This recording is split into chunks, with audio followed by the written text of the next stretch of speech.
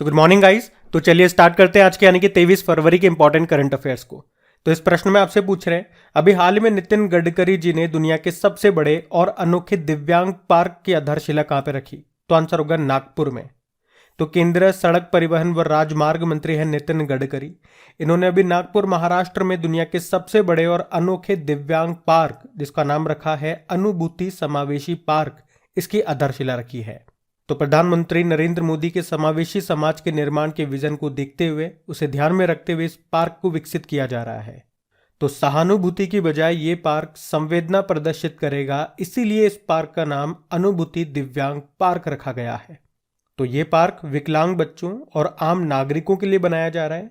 इसका मकसद देश और पूरी दुनिया में समावेश का संदेश देना है। ये दुनिया का पहला समावेशी विकलांग पार्क है।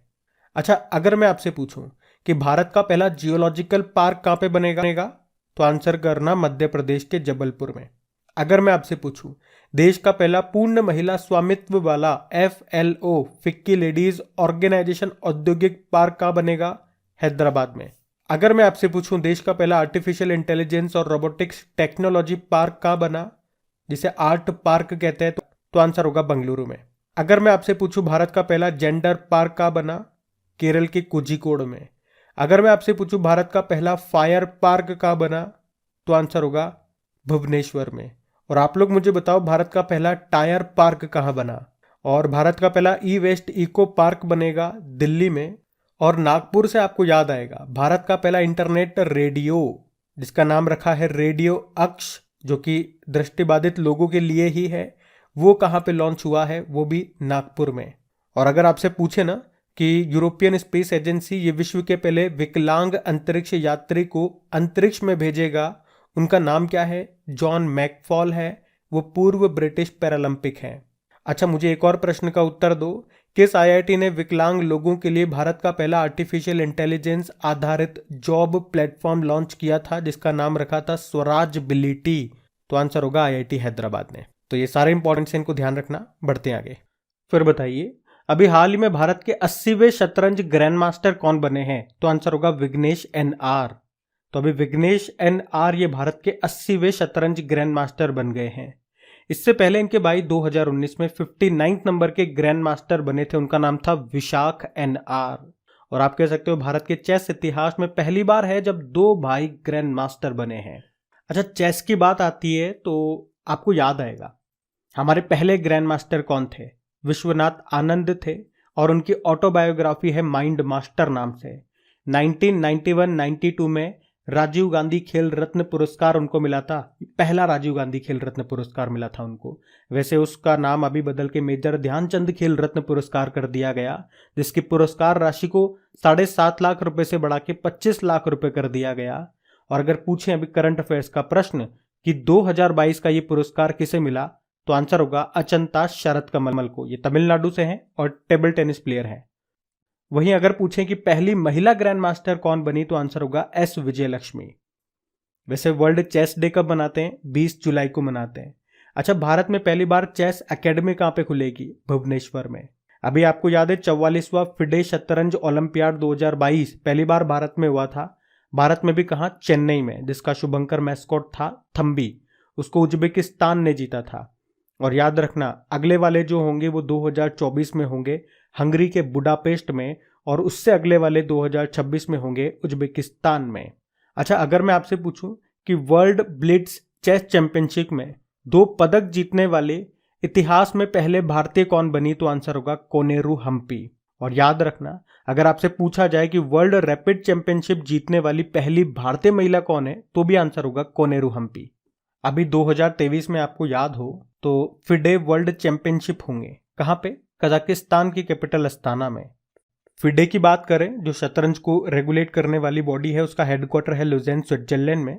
और अब इसके वाइस प्रेसिडेंट बने थे विश्वनाथ आनंद, 2022 में ही बने थे। वैसे जो आपका शतरंज बोर्ड होता है ना, चेस बोर्ड होता है, यहां से भी एक स्टैटिक प्रश्न बनता है कि टोटल नंबर ऑफ स्क्वायर्स कितने होते हैं आपके चेस बोर्ड में, तो याद रखना 204 होते हैं। ध्यान रखना ये सारे पॉइंट्स। बढ़ते आगे। चलिए फिर बताइए, किस मेट्रो ने पहली बार स्वदेशी ट्रेन नियंत्रण और पर्यवेक्षण प्रणाली को शुरू किया? तो आंसर होगा दिल्ली मेट्रो ने। अब इसका मतलब क्या हो गया?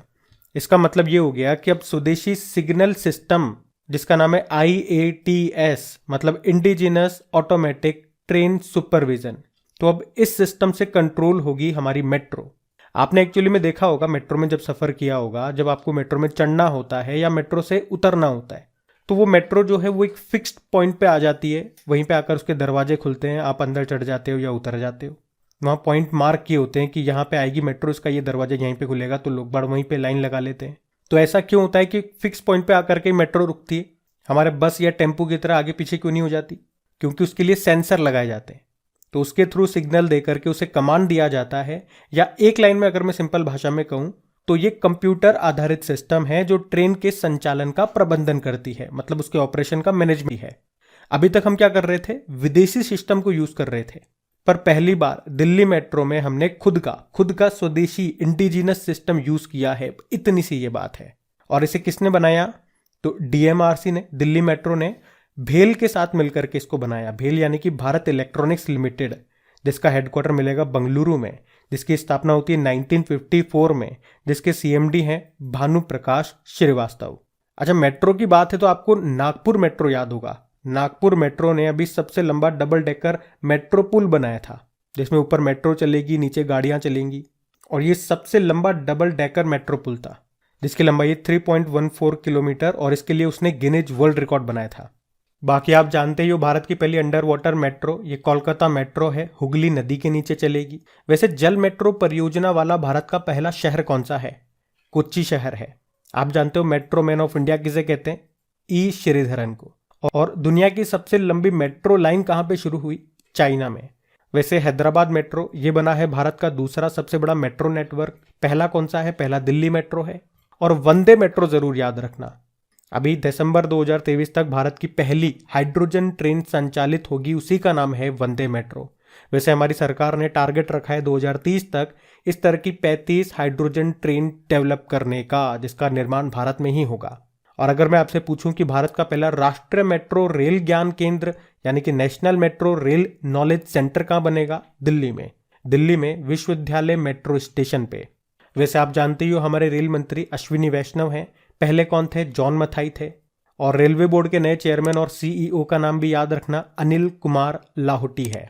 तो याद रहेंगे ना ये सारे पॉइंट्स? हम बढ़ते हैं आगे। चलिए फिर बताइए, अभी हाल ही में फिलिप्स डोमेस्टिक अप्लायंसेज का नाम बदलकर क्या कर दिया गया है? तो आंसर होगा वर्सुनी। तो याद रखना, अभी फिलिप्स डोमेस्टिक अप्लायंसेज ने अपनी कंपनी का नाम बदलकर वर्सुनी कर दिया है। फिलिप्स का हेडक्वार्टर आपको नीदरलैंड में मिलेगा। अब यहाँ पे नेम चेंज की बात हुई है, कुछ इंपॉर्टेंट नाम मैं आपको बताता हूँ जो अभी हाल ही में हमने करंट अफेयर्स में पढ़े थे, जिनके नाम बदले गए। ध्यान से सुनना। आपको याद होगा, अभी एडलवाइस जनरल इंश्योरेंस ने अपना नाम बदल के जूनो जनरल इंश्योरेंस कर लिया। मुगल गार्डन का नाम बदल के अमृत उद्यान हो गया। मध्य प्रदेश के भोपाल के इस्लाम नगर गांव का नाम बदल के जगदीशपुर कर दिया गया। अभी गोरखपुर के जो मुंडेरा बाजार है उसका नाम चोरी चौरा कर दिया। उत्तर प्रदेश के लखनऊ में एक चौराहे का नाम लता मंगेशकर जी के नाम पे रखा गया। इंग्लैंड के लिसेस्टर क्रिकेट ग्राउंड का नाम सुनील गावस्कर के नाम पे रखा। अरुणाचल प्रदेश में मिलिट्री स्टेशन का नाम देश के पहले CDS बिपिन रावत जी के नाम पे रखा। बिपिन रावत जी के नाम पे उत्तर प्रदेश के मैनपुरी के सैनिक स्कूल का नाम भी रखा है। अभी राजपथ आपका कर्तव्य पथ बन गया। चंडीगढ़ एयरपोर्ट आपका भगत सिंह जी के नाम पे उसका नाम रखा। और उत्तर प्रदेश के ही तेलिया अफगान गांव का नाम तेलिया शुक्ला कर दिया। महाराष्ट्र के दौलताबाद किले का नाम देवगिरी किला हो गया। और तेलंगाना ने अपने नए सचिवालय परिसर का नाम BR अम्बेडकर जी के नाम पे रखा। स्वच्छ भारत अभियान सुंदर भारत बन गया। रेल यूनिवर्सिटी गति शक्ति यूनिवर्सिटी बन गई। अंडमान निकोबार में याद रखना, माउंट हैरियट जो पर्यटन स्थल है उसका नाम बदल के माउंट मणिपुर हो गया। केंद्र सरकार ने नेहरू संग्रहालय का नाम बदल के प्रधानमंत्री संग्रहालय कर दिया। जम्मू कश्मीर में चेनानी नाशेरी सुरंग श्यामा प्रसाद मुखर्जी टनल बन गई।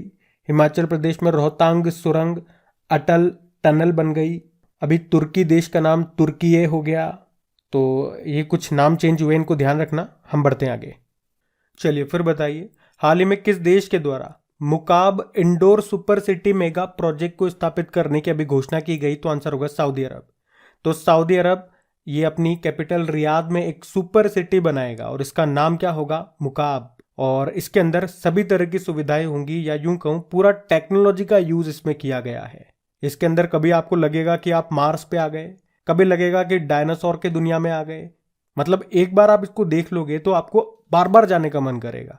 तो बात साफ है, सऊदी अरब तेल पर अपनी निर्भरता को कम करना चाहता है, क्योंकि उसे पता है आने वाले भविष्य में सब इलेक्ट्रॉनिक्स गाड़ी की तरफ मूव कर रहे हैं, तो तेल की उतनी वैल्यू नहीं रहेगी।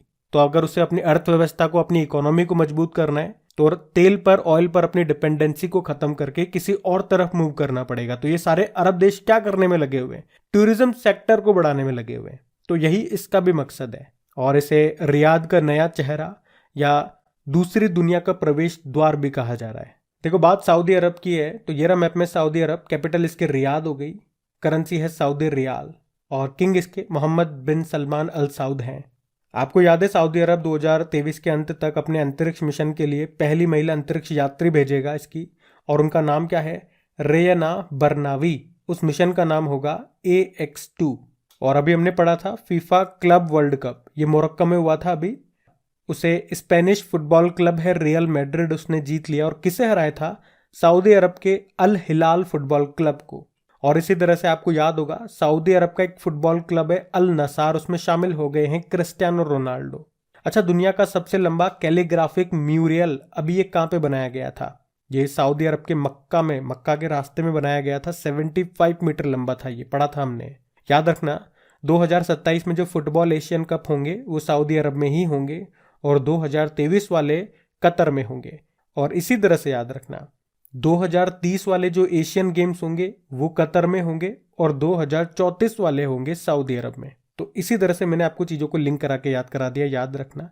वैसे विश्व का सबसे बड़ा रेतीला मरुस्थल कहा जाता है रब अल खाली को, ये आपको सऊदी अरब में ही मिलेगा, ध्यान रखना। ये पढ़ते हैं आगे। चलिए फिर बताइए, अभी हाल ही में भारत के द्वारा किस देश के साथ real time payment system linkage की लॉन्चिंग की गई है? तो आंसर होगा सिंगापुर। तो भारत के UPI और सिंगापुर का पे नाउ पेमेंट सिस्टम है, उनके बीच एक real time cross border agreement हुआ है, समझौता हुआ है। क्या होगा इसमें? तो रियल टाइम से आप समझ सकते हो हाथों हाथ, मतलब इधर आपने पैसे भेजे और उधर पैसे चले गए, टाइम नहीं लगेगा। क्रॉस बॉर्डर का मतलब क्या हो गया? भारत की सीमा के बाहर, मतलब किसी दूसरे देश में। सिंगापुर हमारी सीमा के बाहर ही है, दूसरा देश ही है, क्रॉस बॉर्डर कंट्री है। बात समझ में आई? जैसे कि मान लो आप सिंगापुर में जॉब करते हो, भारत से आपके पापा का फोन आता है कि बेटा जल्दी से फटाफट पैसों की जरूरत है, अर्जेंट में पैसे भेज दे। तो आपने कहा ओके पापा ये लो, उधर आपने बटन दबाया और इधर पापा खुश, पैसे आ गए। तो cross border real time payment system, समझ में आ गया? पर इसकी अभी लिमिट है, एक दिन में 60,000 रुपए ही मैक्सिमम आप सेंड कर सकते हो, यानी कि ट्रांजेक्शन हो सकता है। अच्छा, UPI से संबंधित कुछ क्वेश्चंस अभी हाल ही में हमने पढ़े, तो याद रखना। जैसे कि UPI लाइट फीचर को लॉन्च करने वाला अभी पहला बैंक कौन सा बना? तो आंसर होगा पेटीएम पेमेंट बैंक। और अभी किस भुगतान एप्लीकेशन के द्वारा भारत में पहली बार अंतरराष्ट्रीय UPI भुगतान सेवा को शुरू किया गया? तो फोन पे। और भारत के UPI सिस्टम को अपनाने वाला पहला देश कौन सा है? नेपाल है। अच्छा, UPI पर रुपए क्रेडिट कार्ड को सपोर्ट करने वाला भारत का पहला एप्लीकेशन कौन सा बना? तो आंसर होगा मोबीक्विक। ये भी हाल ही में एक आध महीने के अंदर ये सारे क्वेश्चन हमने पढ़े, इनको ध्यान रखना। बाकी देखो, अगर सिंगापुर की बात करोगे तो सिंगापुर की कैपिटल सिंगापुर सिटी है, करेंसी है सिंगापुर डॉलर, और प्रेसिडेंट है हलीमा याकूब। सिंगापुर में आपको एपेक का हेडक्वार्टर मिलेगा, यानी कि Asia Pacific economic cooperation. Singapore के साथ याद रखना हम सिम्बेक्स नाम की एक्सरसाइज भी करते हैं और बोल्ड कुरुक्षेत्र भी करते हैं। अभी आपको याद होगा हमारे सुप्रीम कोर्ट की 73वीं वर्षगांठ पर सिंगापुर के चीफ जस्टिस को इनवाइट किया गया था, तो उनका नाम आपसे एग्जाम में पूछा जा सकता है। तो उनका नाम है सुंदरेश मेनन। और बताओ, अभी हमारे रिपब्लिक डे पे चीफ गेस्ट रहे थे इजिप्ट के, मिस्र के प्रेसिडेंट, उनका नाम क्या है? ये आपको बताना है कमेंट बॉक्स में।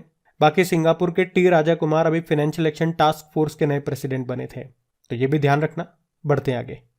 चलिए फिर बताइए, 150 T20 इंटरनेशनल मैच खेलने वाली दुनिया की पहली क्रिकेटर कौन बन गई? तो आंसर होगा हरमनप्रीत कौर। मतलब पूरी दुनिया में, चाहे पुरुषों में हो चाहे महिलाओं में हो, किसी ने अभी तक 150 T20 इंटरनेशनल नहीं खेले हैं, ये पहली बनी है, तो नाम इंपॉर्टेंट हो गया, हरमनप्रीत कौर नाम है।